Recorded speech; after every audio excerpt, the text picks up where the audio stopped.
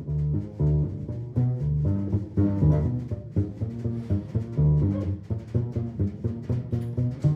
right, so thank you everyone for joining us on, this beautiful summer evening. This is so important to us to have you here because what we're really trying to achieve today is to get all of your insights and feedback and ideas into how we can make New York City the greatest digital city on earth. And it's thanks to folks like you. The reason we do it is because obviously we want this to be a collaborative process, but really at the end of the day, you help us to do our jobs a lot better by submitting ideas. And I'll go over the digital roadmap shortly just so you know what's already there so that we can build on it and add new ideas. And really just want to make sure that we're framing this in a context that's about constructive suggestions. Really focus on the future, focus on blue sky. This is your opportunity to suggest policy points and initiatives that we can actually make a reality. So we encourage you to be very creative, to share what your experience has been. So before we get to that, so the way that the evening's gonna work is I'm going to shortly introduce some of the folks who are able to make this evening possible. Then I'll give a quick presentation on where we are today in terms of the city's digital roadmap. You should have all received that progress report, which is sort of a cheat sheet in terms of what we've actually been able to outline thus far. And then we'll break into groups based around the 5 areas of the roadmap so you can talk about your ideas. We'll convene after you've had some time for discussion, and one person from each group will present on your group's ideas. So we have a lot of ground to cover. We're super excited that you're here. But first, I would like to start with a few thank yous for the people who made this evening possible. The first thank you goes to Seema, Shah, a member of my team, who did a phenomenal job in organizing the entire evening, from start to finish, sort of all of the partnerships and everything that you see in place tonight. So she's just really done a great job, as well as I have a whole bunch of other of my colleagues who are here this evening on their free time, not getting paid. Jake, Ivy, Grace, and our wonderful interns, Samantha, Erica, Amy, and John, who's not even working for us yet and already is here and helping us out. So in terms of our other partners, I'd like to thank the Brooklyn Tech Meetup for co-hosting tonight with us and helping to promote the event to their members, both Jason's from the Brooklyn Tech Meetup, from the NYU-Poly DUMBO Incubator, who's donating their beautiful space tonight, helping us to promote the meetup as well. Micah and Samir, thank you so much for this. The Downtown Brooklyn Partnership for their food and beverage sponsorship this evening. Want to thank Vivian, and of course Tucker, who's always a great partner to the city. The DUMBO bid, in addition, Alexandria, we love working with, and Chris is here tonight representing, going to talk a little bit about their work. And to the NYC Seed Start companies who normally are based in this space and vacated so that we could be here. So we appreciate you accommodating our disruption. So quickly going to let you hear from a few of our partners who made this evening possible, starting with Jason from the Brooklyn Tech Meetup. So thanks, Jason. Great. Hey, everybody. Thank you guys so much for coming. It's awesome to see it turn out like this, and thanks NYC Digital. We live in a city that has a digital roadmap, and that's a pretty incredible thing. And I think what New York City is doing right now in conjunction with our amazing population of entrepreneurs is kind of creating a precedent for the rest of the country and the rest of the world. So this kind of collaboration is invaluable. And that's sort of what Brooklyn Tech Meetup is predicated upon. In the same way that we need your feedback and input, really the idea behind the meetup is to get entrepreneurially inclined people together in a room, conversing, speaking, and making shit happen. Things happen. New York City event. Sorry about that. Anyway, I was told I could shamelessly plug the meetup, but this is kind of this is the feel, and this is what we're going for. Just bright minds in a room talking to each other. We've been doing the meetup for about a year now, and it's sort of the growth of the entrepreneurial population in the city sort of begets the growth of our meetup, and it's really been incredible to witness on the front line and on the sidelines throughout all the boroughs. It's really exciting. I'm personally extremely interested in integrating, not just Williamsburg and DUMBO and the Greenpoint, but also the rest of Brooklyn. I'm starting to see some growth really in the outer parts of the borough, and it's fascinating and it's amazing. And I think this is going to be the primary powerhouse and engine growth for new jobs and opportunity in the city. So thanks again for coming, being on the forefront, on the ground of this movement, and it's awesome. Thank you so much. I think I'm going to hand it off to DUMBO Bid right now, who is also ridiculously cool. Thanks.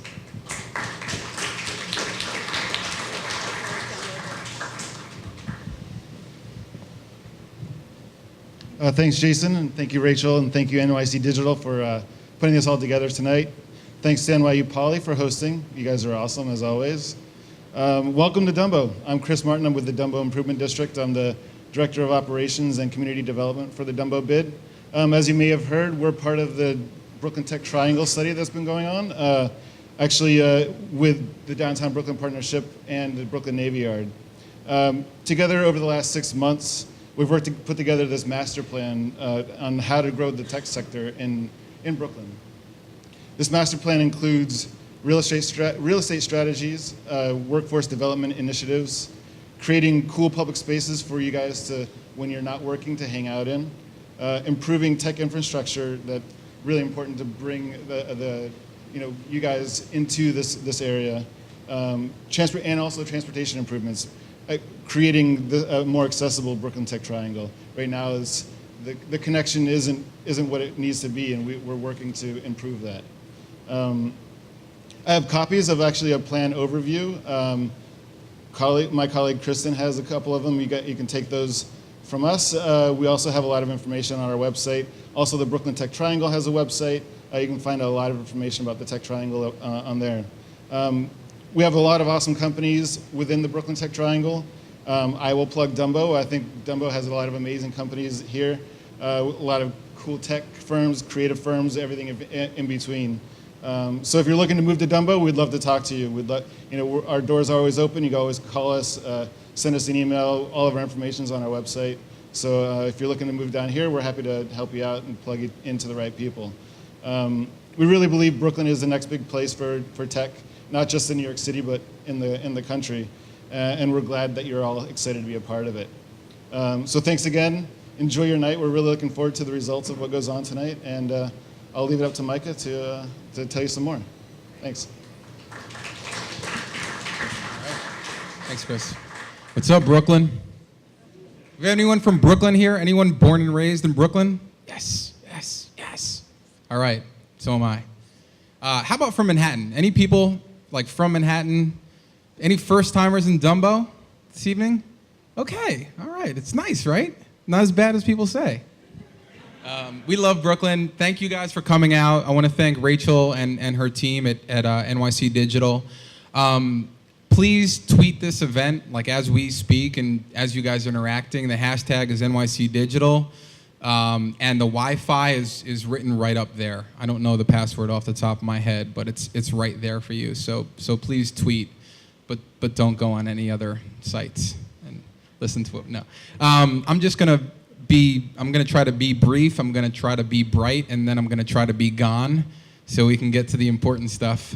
I run this incubator with the help of Samir and Jason, who are back there, my awesome team.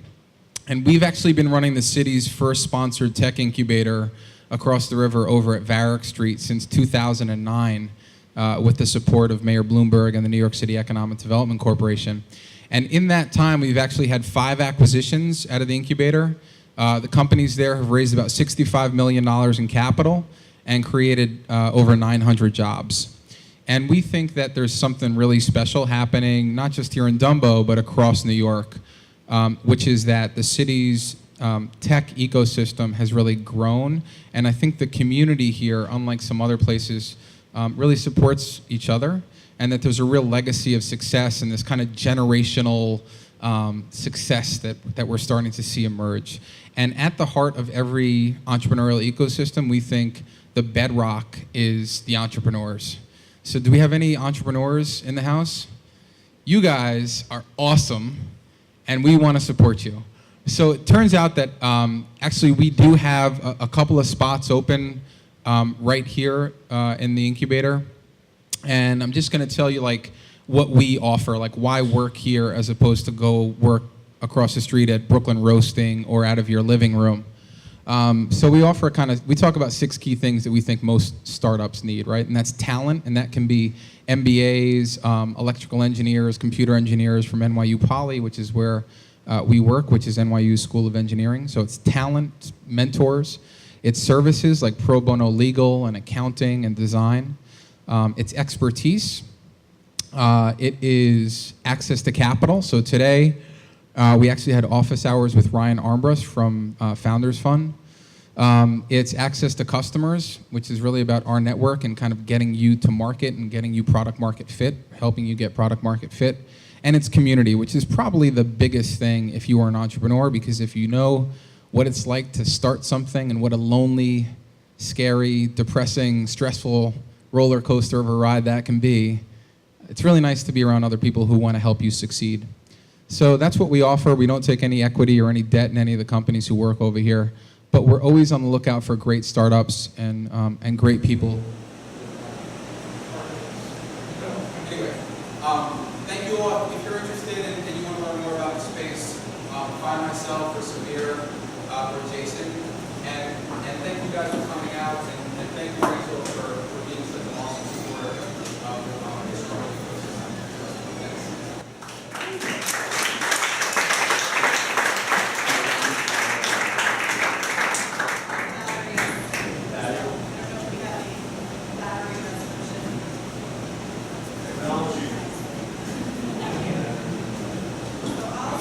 Can you hear me if I speak like this? Or should I turn off the air conditioning? Turn off the air conditioning.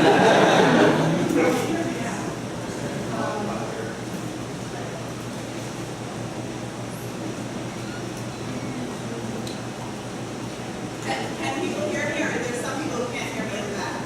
Okay. All right, great. So I'm going to speak a little bit loudly until we get the mic back. So again, thank you everyone for being here. So I'm going to start by giving this presentation on the digital roadmap, just so that you have the basis for where we are today. So think of this as your platform. This is the ground floor, and we're going to build on top of that. And also so that we make sure that in your groups, when you're in the discussions, you're not saying things that are redundant or repetitive that we already have in flight, and that you're sort of building off of what's already there to take you to the next step. We also are presenting on the roadmap so that you have a sense of our different, the way that we conceptualize the roadmap, so that you have a sense of why we divided into the 5 areas that you already signed up for, and what that means and how we see that relationship.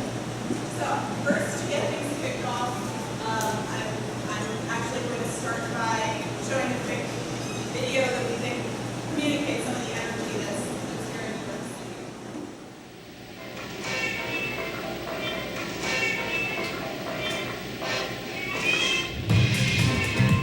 Welcome to Songza. We are DoSomething.org. We are Second Market. We're BuzzFeed. We're Tutor Spray. We are Shapeweed. We are quirky. It's like a baby whale that's growing. New York City is the hottest place in the tech universe. To improve access to healthcare by putting patients first. Activating young people to rock causes they care about. We pick the top ideas submitted to our website, and then we get to work. Vibrant. Creative. Connecting. Prototyping. Building. Shooting. That's too many.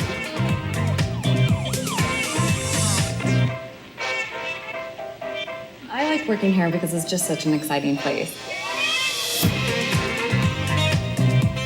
I think it's fair to say there's simply no better place than New York City to build a digital business. We are made. We are made. We are made. We're made. We are made. We're made. We are made. In New York.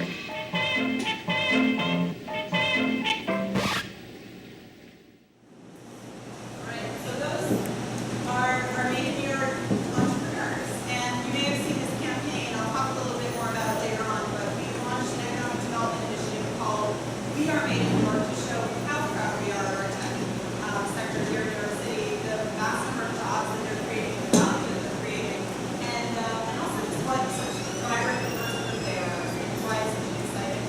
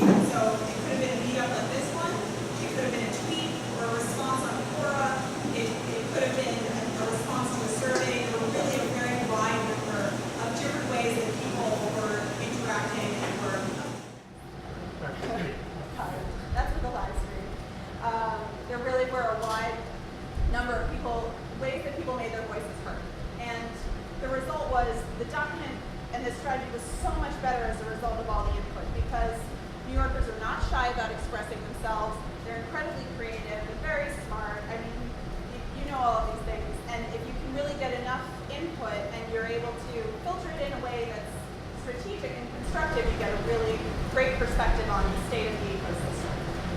So here are the 5 parts at a glance. Thanks. Hello? All right. Turn this down a little bit. Oops. Great.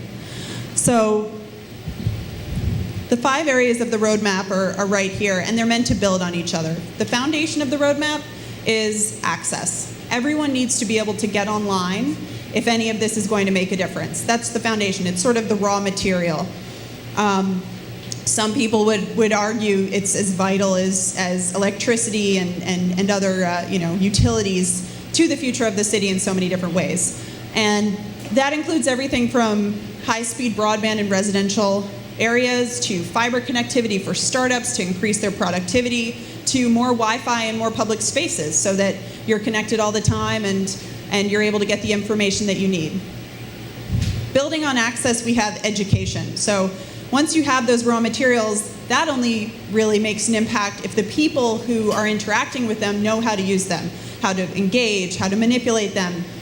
It could be as basic as, here's how to use email, here's how to search for a job online, or as sophisticated as learning computer science and technology so that you can help to be building the future of these tools so that you can be helping to fuel the economy by working in some of the tech companies in New York City.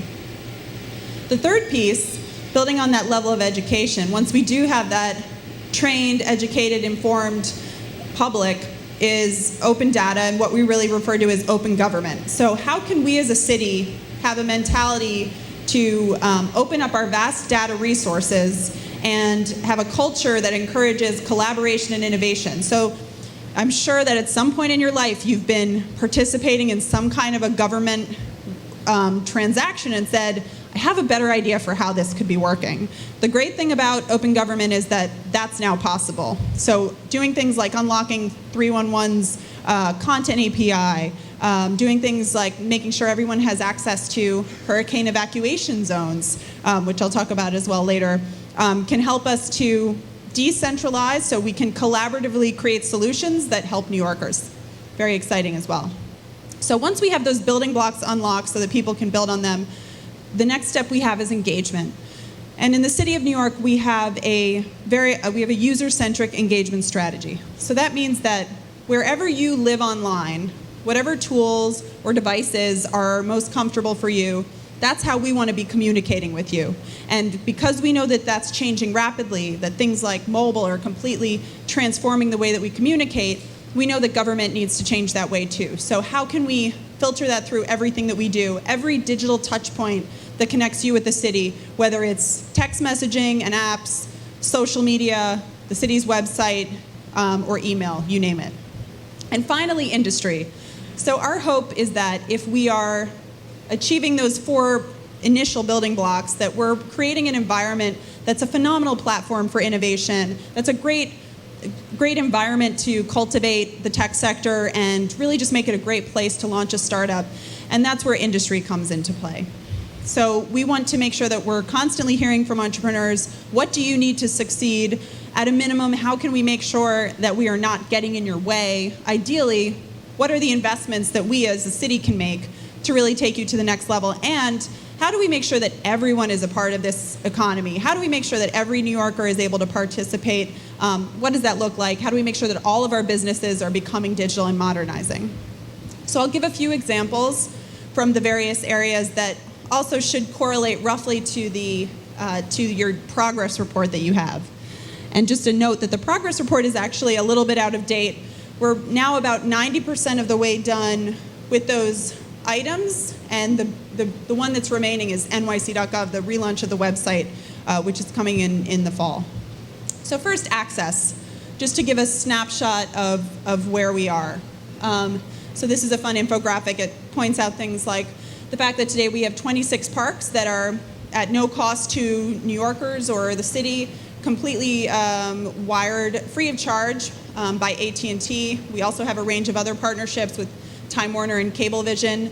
So today in about 40 parks across the city, you can get free Wi-Fi access.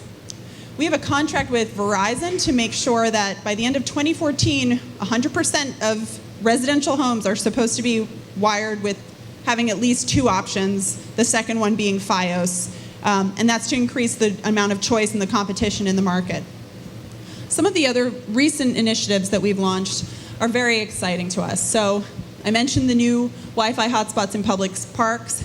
We're also doing things like looking at existing city infrastructure such as payphones and thinking, if we're really being forward thinking about telecommunications in New York City, maybe we should look at turning some of those into Wi-Fi hotspots. So right now there's a pilot in the city where there's 15 payphones that are actually serving as Wi-Fi hotspots, and people are responding very enthusiastically. There's also now 17 subway stations across the city of New York with 3G and Wi-Fi connectivity. This is planned to expand to all 5 boroughs and to all 277 subway stations. And this is managed, I should note, by the MTA, which is completely separate from the city of New York. But that's not to say that we still know it's a priority. It's one of the top things we hear from the public, and it was one of the most important priorities we heard when we were creating the first digital roadmap. So we know loud and clear this is incredibly important, whether it's for just quality of life and productivity or even emergency services. One of the other top requests is free public Wi-Fi. Everybody wants free public Wi-Fi, and that was one of the clear messages that we received from the first roadmap. And technologies are certainly improving, and the cost of that implementation is dropping. At the same time, it remains that right now, the scope of implementing free public Wi-Fi across the city of New York is incredibly expensive. It would probably require a lot more taxpayer dollars. It's also incredibly complex. So we've approached that by looking at public-private partnerships, like the one with AT&T, like the one with Google, where they sponsor the full corridor of Chelsea. And the New York City Economic Development Corporation is actually working with other business improvement districts, or BIDs as we call them, to wire and fund more of those opportunities. We also know it's incredibly important to make sure, as I said, that all New Yorkers have a way to get online. So through BTOP funding, that stands for a program that was funded by federal stimulus funds. It's called Broadband Technologies Opportunity Program. A very, very cool program. Served 300,000 underserved residents in New York City. One of the programs that really resonated with me was serving 12-year-olds. And to participate, the 12-year-olds had to be in a school where 75% or more of the students were receiving subsidized or free lunch. So really targeting communities that needed this access. And not only would they get completely subsidized broadband, they received equipments and computers and the training necessary to learn how to use it. And their whole family went through the training, so it wasn't just the 12-year-olds. But what is so exciting about that is at that age, it's a critical point where if you can really equip those young students and their families with the tools and the technologies they need, you can dramatically affect their trajectory in the academic and professional worlds. In addition, the New York City Housing Authority has come up with some innovative solutions. They have computer labs within their facilities, but they are also trying to experiment with new ways. So they unveiled these digital vans, which are literally sort of mobile computer labs with Wi-Fi and computer stations so that people can access them, get online, perform work, etc. And they tweet out their location regularly, so they're constantly canvassing the 5 boroughs. So as mentioned, the next step is education. A lot of the numbers you see here relate to the Cornell Technion Applied Sciences campus that's going up on Roosevelt Island. Who here is familiar with that? Can I just see a quick show of hands? Okay, great. Well, you guys are really informed, and obviously I should expect that from a group like this. So you're familiar with it. And on the other side, we had an 8-to-1 applicant to seat ratio of applicants for the Academy for Software Engineering. So investing in STEM education is absolutely crucial for the city of New York. And these are a few examples of the way that Mayor Bloomberg and his team in City Hall have achieved that. In September, the Academy for Software Engineering opened up in Gramercy Park area at the former Washington Irving High School. It is a high school that, in addition to the core curriculum, teaches computer science and is incredibly exciting. We were so happy about the results from that in the fall, the Bronx Academy for Software Engineering will be unveiled, and an additional 20 schools will be adopting that curriculum as well across the city of New York. And to make sure that the skills and the expertise being taught in those schools is relevant, the boards of those schools are composed by people from the tech sector. So leaders from, the head of the Facebook New York office. Fred Wilson was one of the strongest proponents and backers. So these are, people from Google. These are some of the participants on that board. And then looking ahead to higher education, we have the Cornell Tech School. This is the beautiful rendering if you haven't heard about it. This came about as a result of an innovative challenge that the mayor issued to international engineering schools around the world to see who wanted to do it, to see who was interested in building another world-class institution in New York City. And the first winner that we announced was Cornell Tech. That's their space. But NYU and NYU-Poly have also created the Center for Urban Science and Progress, CUSP, and Columbia is creating the Data Sciences Institute as well. And that, just a quick note about Cornell, that will add another 2,000 PhD students to New York City when it's at its height and fully built out. So this is really going to be fueling the future of the tech talent that we hear every day that the tech sector is after. So next up is open government. And open government really speaks to several different areas, as I mentioned before. It's both a mentality culturally, and it's also an approach, and it's also sort of a technology framework. You need to put that data out there in a format where people can interact with it. So this graphic's a little bit older. So a couple of years ago, we had 350 data sets. Today we have, it said nearly 900. Today we have over 2,000 data sets if you go to the city's open data platform on nyc.gov, and we have about 5 APIs. One of them is, for example, the 311 content API, which allows you to ask a question, you get back the actual script that a 311 customer service rep would get when they're responding to you. Some of the ways that the city has looked to create, and I'm sure a lot of you have been involved with NYC Big Apps, is to create strategy and really encourage and incentivize people to build things with this data, because the adage, if you build it, they will come, is actually not true when it comes to data. You have to give people really clear parameters, and you have to give them incentives. So one is NYC Big Apps. Now in its 4th year, we've seen full companies come out of this. I know some of them are even here today. And we've seen some great innovations and just partnerships that build up over time between the tech sector and the government. And that's one of the coolest things, I think, that come out of our open data and our open government strategy is, yes, we get amazing tools. What's really exciting and compelling to watch is how these relationships build between government and tech, and people are, they know who to call if they have a question, and they are collaboratively coming up with creative ideas. In addition to NYC Big Apps, one of the first initiatives that NYC Digital did when it came into formation was we held the city's first ever hackathon. And this was super exciting for us. It was reinventnyc.gov, so it was a little bit more of a design-a-thon. And we did that in partnership with General Assembly. And we came up, we were thrilled that there were 14 prototypes for the new nyc.gov at the end of that. And those prototypes fed directly into our design and RFP process, our request for proposals, of what's going to be the current nyc.gov. So that's a great example of how that open government philosophy is directly feeding into a product that you, and a tool and a technology that you will all be using and interacting with as New Yorkers very soon. In addition to that, we built on that success with the Reinvent Green Hackathon, which created about a dozen sustainability apps. And the other exciting thing there was we did it in partnership with a whole bunch of different city agencies related to sustainability. And as a result of that, they unlocked all this new data because we went to them and said, what's your dream list for apps? And as they came up with the ideas, they said, well, you know what, we've got this other data set that can help them build the app. So it's this very virtuous cycle and sort of carrot approach, which we love to take when it comes to open data.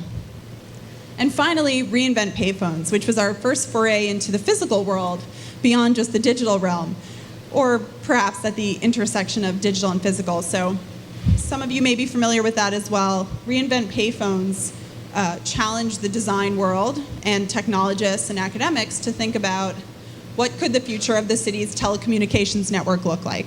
Today we have over 7,000 payphones across the 5 boroughs, but we know that people are using them less and less because people have their own mobile devices. At the same time, we know that they play a crucial role when it comes to emergency situations, such as during Hurricane Sandy, because they don't lose power. They maintain their connectivity, their power through the phone lines themselves. So we got 125 responses to that, design firms to architecture firms. It was very, very exciting. And these are just a few examples that help us to look at an existing challenge in a new way and to capitalize on the incredible human capital that's present in New York City. The mayor often says it's the intellectual capital of the world, and we can take advantage of that and collaboratively build government together by helping to elevate your ideas and your concepts and then put them into action. And because we know that we want to continue these relationships, we created something called Code Core. So Code Core was really born out of Hurricane Sandy when we saw an enormous outpouring of support from the tech community. Everyone was saying, what can we do to help? What tools can we build? What data can we assist with? And at that time, in sort of the heat of that moment, when the disaster is at full force, it's not the right timing, it's not the right approach to figure out the appropriate legal structure and make sure that people are vetted and make sure that whoever the external partner is someone who's going to actually help that agency do its job, the city agency or department, and not waste their time and be productive. So we said, in the event that there's another emergency in the future, we know that we have all these tech partners standing by ready to help, and we created something called Code Core, which essentially does just that. It creates a platform for organizations that want to partner with the city. If there's an emergency, it's sort of a National Guard for tech. They can be called upon. If they're interested in helping, we create projects with them, and we've just started kicking this off, and it's very exciting. We've got a whole bunch of academic institutions, tech companies from Facebook to Tengen and Etsy involved. So the next piece we have is engagement, and this is a quick snapshot of where we are as a city. So today the city reaches about 7.1 million individuals digitally each month. It's broken down among NYC.gov, which is about half of that traffic, or about, I think it's about 3.8 million or so, and our social media channels, over 315 social media channels, which are managed by the agencies and completely transforming their relationships with their constituents, giving them a direct line of communication, a way to reach out directly, answer questions, etc. And across social media, today we have a little bit. I think now it's a bit closer to about 3.3 or so, 3.2 social media followers across all the channels. We also have about 10 smartphone apps now. I think we have 12 smartphone apps. Some of the apps include. I'll go over some of what the apps are in a little bit. 44 newsletters and several SMS text messaging programs. And again, the platforms that we encourage agencies to go on are based on where we see New Yorkers are using them. When we talk to social media platforms, they almost every single time tell us that New Yorkers make up their biggest user base, so we want to respond to that. And in addition to that, if an agency doesn't know where their constituents live online, they ask them. So they get them to tell them. So for example, HRA, Human Resources Administration, which gives out food stamps and those kinds of benefits, social services benefits to the public, they weren't sure exactly where their constituents lived online, so they gave a survey. They found out, for example, 80% had smartphones that they used to explore the web every day, browse the web every day, and 80% were on Facebook every day. So that really helped them to custom tailor their approach, and it challenged a lot of their assumptions too. Okay, there we go. We're down to 3.4 million followers and fans, and there's some of the numbers that I was just mentioning before. Now, because we know that nobody wants to follow all 300 social media channels, we created this parent brand. So if you're just looking to get a sense of what's the super important stuff that I need to know about the city of New York, you want to stay in the loop, you want to know about major announcements from the mayor or programs that are going to benefit New Yorkers, or things about City Bike or emergencies, That's what you should follow is NYC Gov. And that channel exists across Facebook, Foursquare, Tumblr, and Twitter. And it curates from all 300 channels to bring you the most compelling content and really at a glance what's happening across the city. When we first launched that, we conducted this photo contest where people could submit pictures of why they love New York City, because we were having trouble figuring out which picture should we pick to represent New York City. It's such a diverse, varied place. So we got New Yorkers to do it instead through their eyes, and the photos were absolutely phenomenal. Over 1,900 images, and we had a panel of judges with a very hard task of picking a few winners. Another great example of how city agencies are embracing digital technology in a user-driven way based on where they're seeing interaction is 311. And 311 is really at the forefront when it comes to city services. First, it was very innovative when it first launched. 311, you just need one phone number and you can navigate all across New York City government. In addition to that, the city has a fantastic 311 iPhone app, as well as coming to Android soon. Or correct me, it's there now. We've got an Android app already. We've been making a lot of updates to it, and it looks fantastic.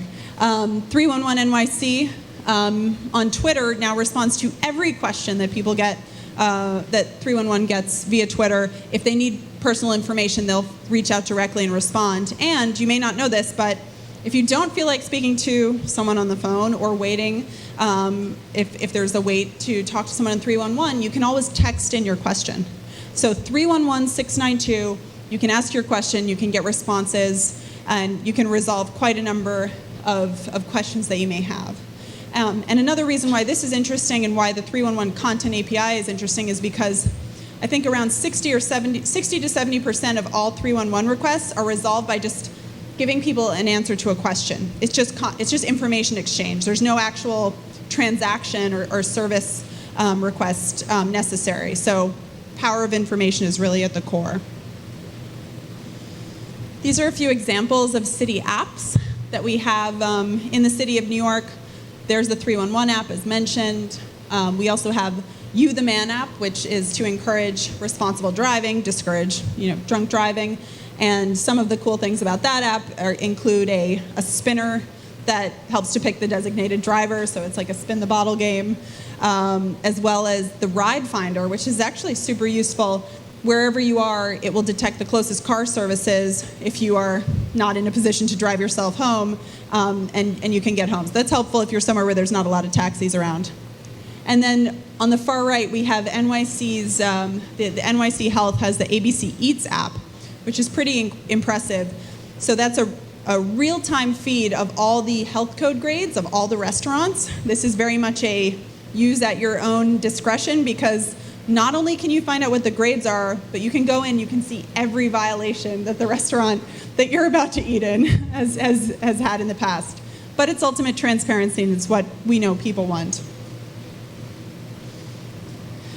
I'll sort of go through this a bit more quickly because it's a little bit less specific to the roadmap, and I know we have a lot of discussion to come, but during Hurricane Sandy, I'm sure if you were here, social media played an enormous role for the city. We've never used it more in terms of recovery, and people were just working tirelessly around the clock to correct misinformation, get the right information out there, and make sure that New Yorkers were safe.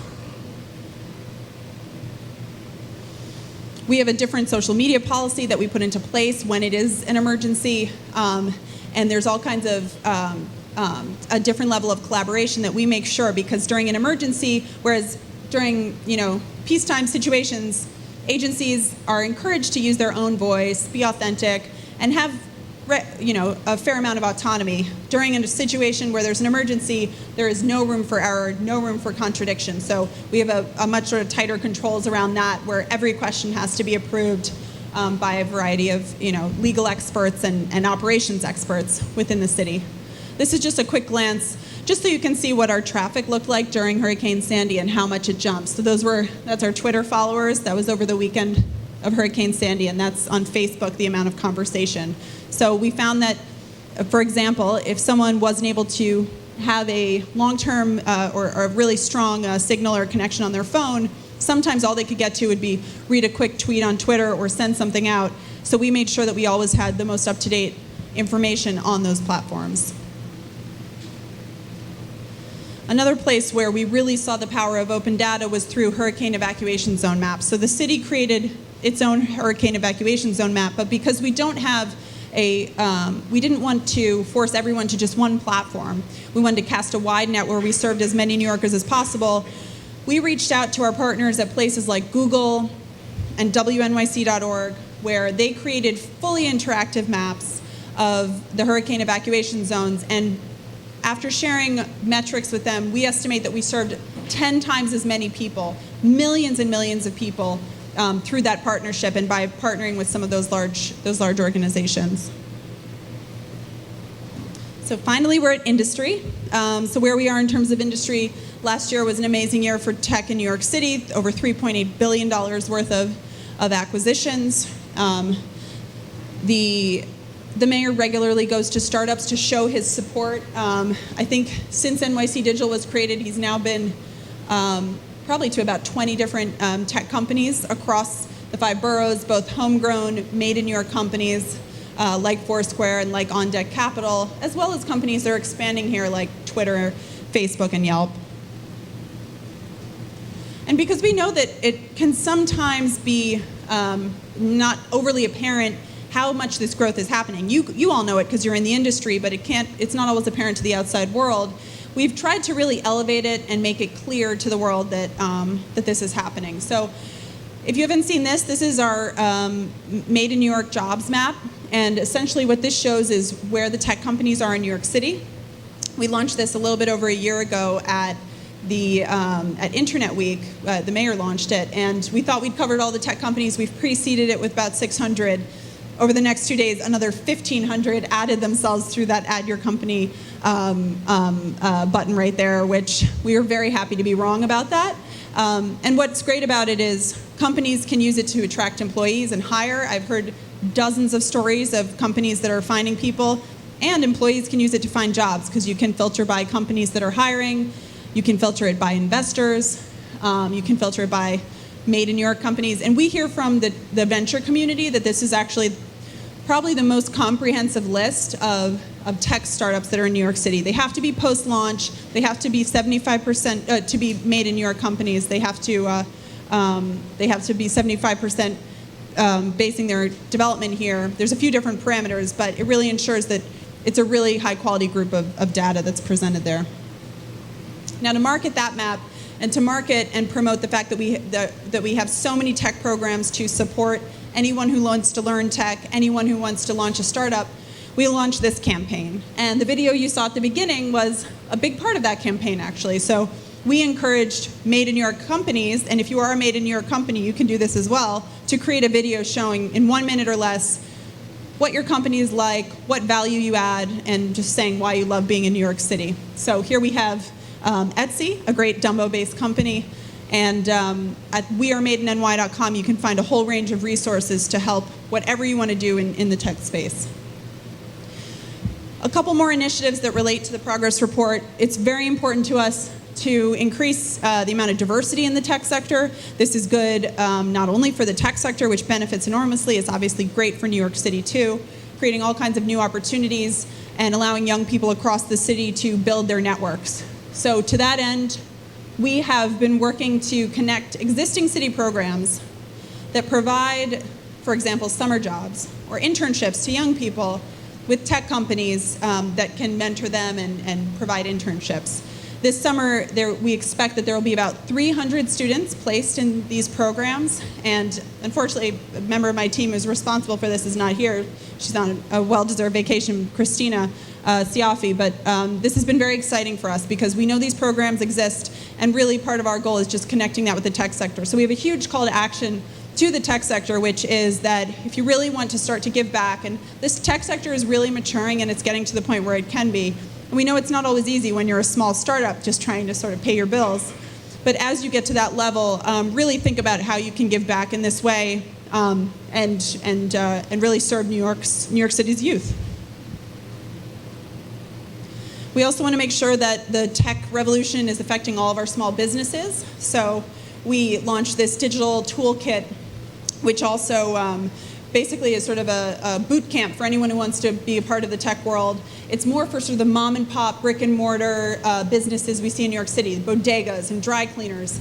And we launched this because of a number we heard from our friends at Google, actually, which is that 90% of people will search online for a small business when they're looking for a service, but only 60% of small businesses even have a website. So we know that there's such great free tools out there, so that's why we created this curriculum. It's provided free online and also at business solution centers across the 5 boroughs. So, and the last one, which I will leave you on, we announced very recently. So this is the city's top-level domain, .nyc. We were just approved by ICANN in the first phase of this process to start to roll this out. And what we're very excited about here, so ICANN, is the international organization that's responsible for essentially administering top-level domains, which are things like .com, .info, .biz, et cetera, .org. And there's going to be about another 500 TLDs that enter the market. And one category of these is cities. And so for the first time, cities can apply. So we're within the batch of the first cities to apply for .nyc. It creates a huge range of both challenges and opportunities because it hasn't been done before. It's very exciting. So we're looking at it as an opportunity, for example, to build a digital version of the grid that is so successful in New York City. Is what does that digital presence and what does and how can it reflect the physicality of New York City and the fact that it is tied to a location, so that perhaps while you're browsing the web, you know that a website or a service you're looking at is linked to New York City. So that's also very exciting for us, and we welcome your input on shaping that process. The earliest that will be rolled out, that we believe right now will be sort of end of 2013, early 2014. So that's it in a nutshell. Thank you so much for listening to that basis there, and we encourage you, if you have questions or feedback on this, definitely discuss in your groups. Again, we encourage you to be respectful of your other members in your groups and to be as constructive as possible. We think that that's really key, is talk about what you would like to see, what fresh ideas you have to improve things, and those are the ideas that we can actually translate into a plan. So help us to build that plan. And we're super excited to see what you come up with. So thank you, everyone. And I think Seema's going to give a few pointers on logistics. Right.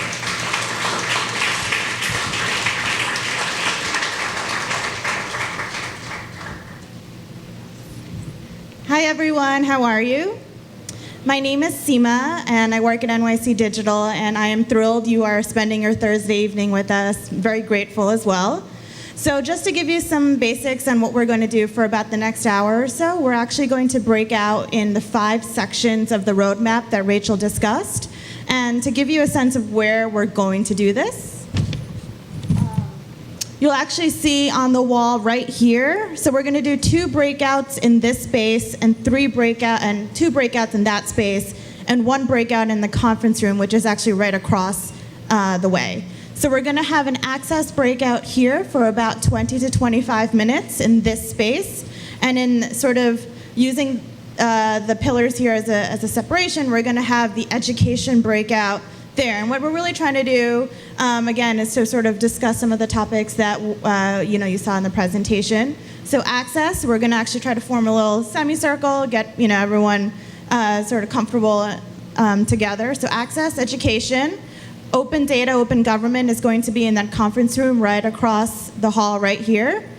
In the lounge area in the suite right next door, where all the couches are, we're going to actually have industry set up right there, and they're all sort of marked on the wall as well. So industry right in that space, and then there's a conference room in this suite as well, sort of around this corner, where we're going to have engagement. So again, access, education, open data in the conference room across the hall, industry in the couches, and then engagement in that conference space over there. And we'll break for about 20 to 25 minutes.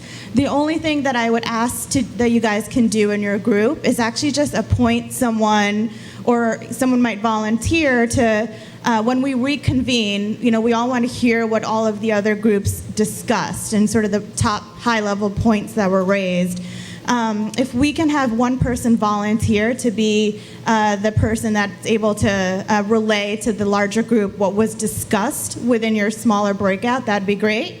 And just so you all know, we're actually going to have a staff member from NYC Digital diligently note-taking everything you guys say as well to make sure that we're able to put it, gather as much feedback as we can, before we produce the final version of the roadmap. So again, access, education, open data across the hall, industry, and engagement. If you could pick a group leader, and then someone from NYC Digital will be joining you as well to take notes. Any questions? And we'll come sort of gather everyone back into this space to reconvene and discuss the top findings.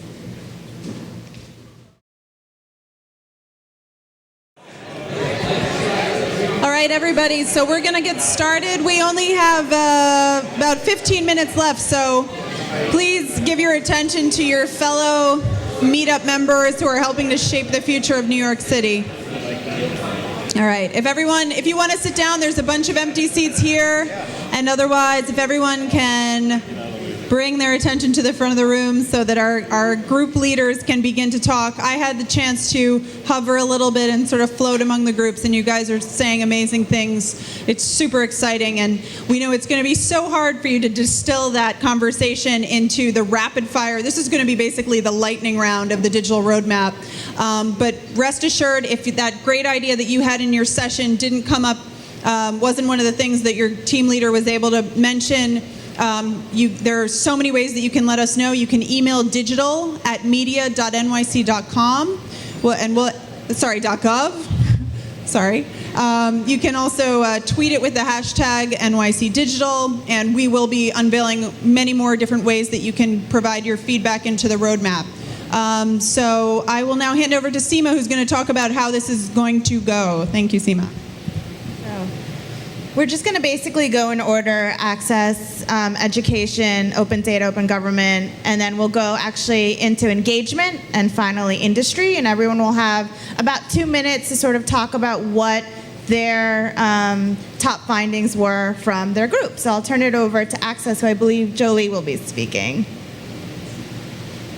Hi, I'm Jolie. I'm a VP with the Internet Society in New York, and we had a lot of, we discussed most of the time, we spent a lot of time talking about public Wi-Fi and the ins and outs of it, and whether building providers and who should, provide it and how it can get paid for. And I don't think we came up with anything that I could point out as kind of like a recommendation, although, I've noted that, Wiener has said that all new buildings should have as a condition of them getting permission to put the buildings up, that they're going to put public Wi-Fi in their neighborhoods, which is a good suggestion. It's a thing where, I put this up, but Fios is, for the deal for Verizon, for the deal for Fios, had to wire the whole city by the end of next year. But the deal is that they only have to pass everybody. They just, do the backbone. They're not under any obligation to actually fiber up the house, to actually connect the buildings.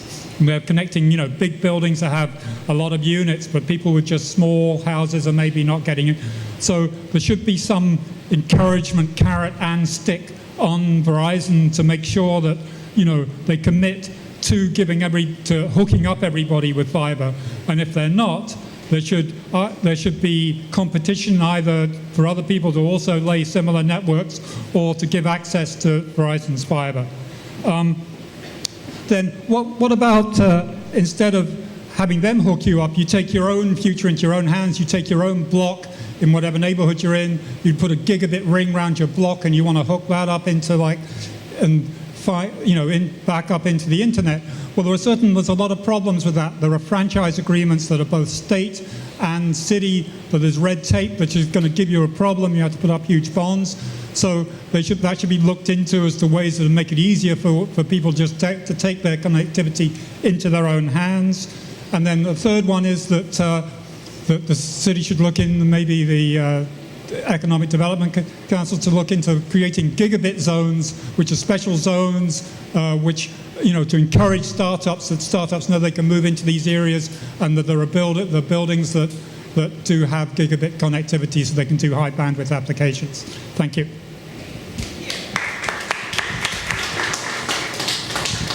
Next, we'll have education. Hi. So we had a nice mix of educators, librarians, technologists in our group of education. It's interesting that access and engagement sort of buffer what's happening with education. Those were the big needs.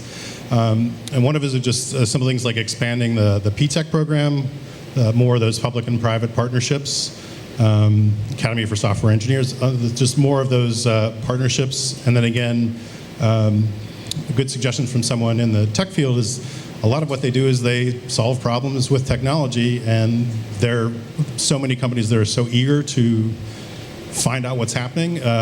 So getting those types of companies connected with parents and even students, bringing them together to figure out how are they using technology, if at all. There's sort of a need to just like level set and get an understanding of how certain communities are actually using technology, if at all. Are they using it only in mobile, or are they doing it in print? So that was a big part of it too. Just sort of like starting an incubator of just basically doing what we did back there for 20 minutes, a lot more, having those conversations, but then bringing more educators, more parents, and specifically students involved, get students involved too, get students to hang out at one of these desks for an afternoon as much as possible.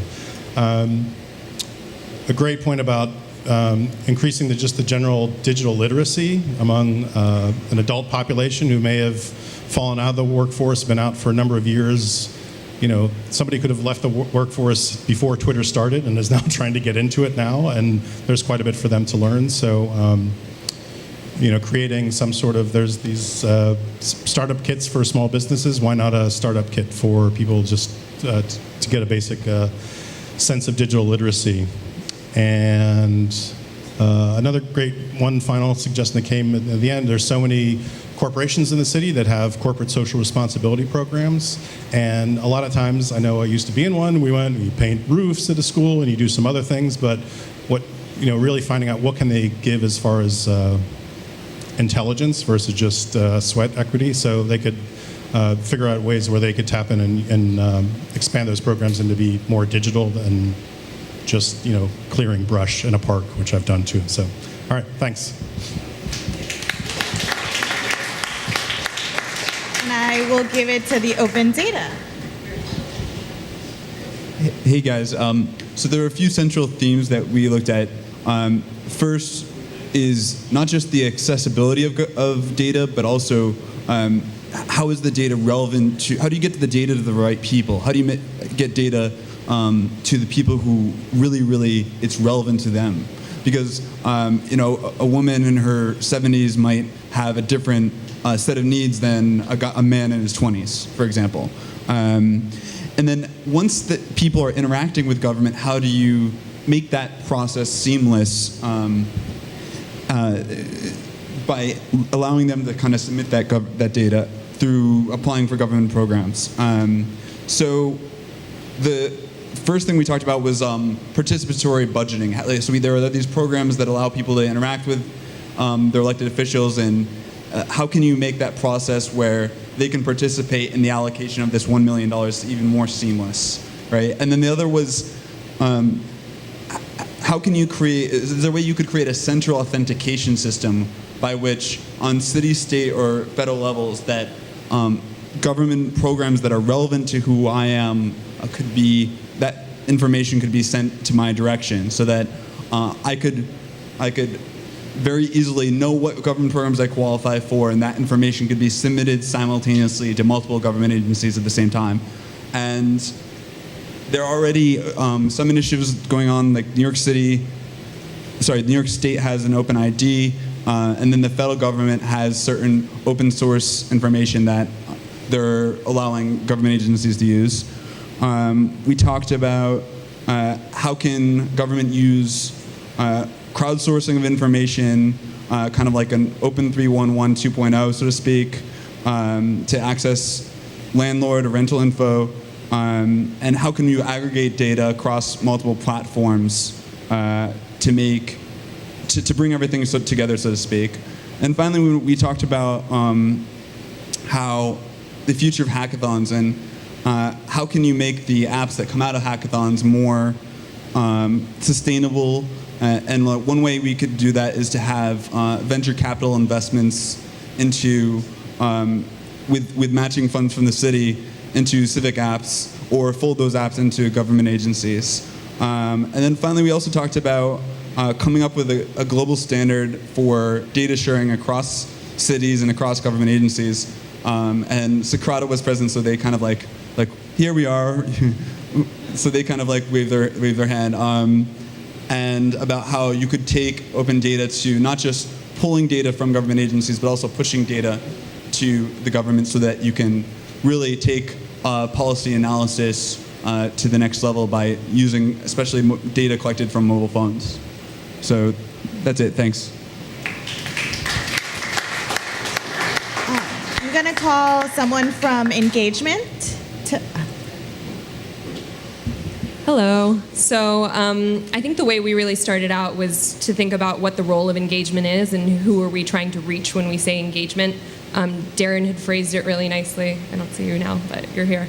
In terms of whether this is about attracting industries into investing, whether it's user services, whether it's kind of a public relations role. And I think our discussions really kind of broke down into three big areas, which is about improving the current apps, how are we reaching constituents with existing applications, and then how should we be reaching constituents with new applications. I think in terms of improving current apps, I think there were lots of questions and good discussion around how responsive we should expect all of those 350 different social media presences to be. And I think a lot of discussion was around how 311 is kind of a 24-hour-a-day service, and how during non-business hours we could think about filtering requests that go to some of those other agencies into 311 so that people are never left hanging or waiting for important information. There was also a question around how specific or narrow those presences should be. So should there be a presence for every borough and every community within that borough, et cetera, and what the pros and cons of that approach would be. Also a lot of discussion around how do we reach constituents with existing services, what's that marketing look like, and I think a real idea about how do we do in-community events and set up kiosks at train stations to make sure that people are educated about how out there services are, instead of just marketing within those applications, because you're only talking to people who are already listening to you. I think a really healthy discussion we had was around how we could reach constituents that are underrepresented, and how are we getting them to get involved, and about how all of these social media presences are based around smartphones or internet access, and how do we build up an SMS-based system for people to reach in and respond, and for it not to just be a reporting mechanism, so information going from city services out, but how that can actually be a forum for discussion. And of course, also thinking about language barriers and how many languages the city should be considering providing this information in. And last but not least, someone from industry.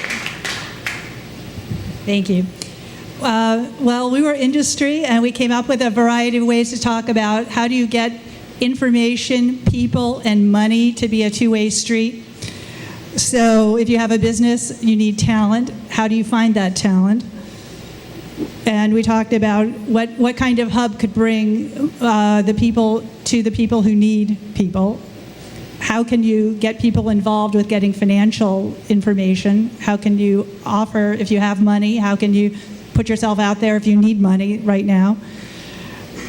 How can you find more what's available from the city? There's something called the Green Book. How do we get to it online? That's really important to know what actually is there.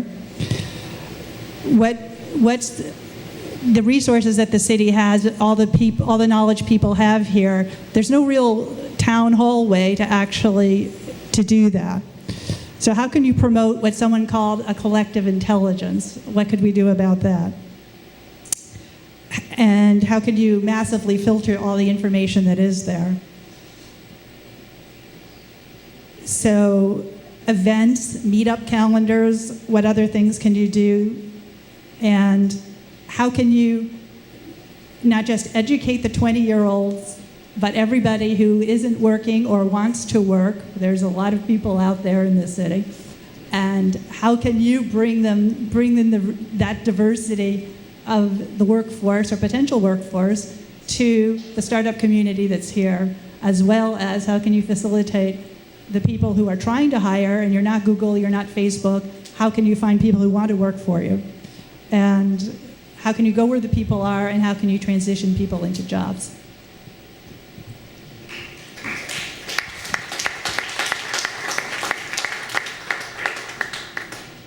All right, so we are, that was fantastic and very inspiring, and we are right, conveniently right at time. And we know there's so many more ideas. This is really just beginning the conversation and what the potential is for looking at some of these plans. But we heard a great amount of just really inspiring ideas, whether I was walking around, hearing the summaries today. So first, I want to thank everyone for joining us here tonight. This was incredibly valuable. And second, please stay in touch. Continue to share your thoughts. I'm sure you're going to, hopefully, keep thinking about this. Have some new ideas. Tweet them at us at NYC Digital.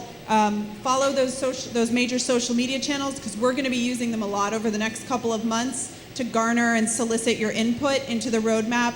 And whether it's Tumblr or Twitter or Facebook, we've also used Quora in the past. We're going to be embracing all these platforms, and feel free to send us a note. We want to hear what you have to say. And finally, thank you for making New York City a great digital city. So thanks, everyone. Have a great evening.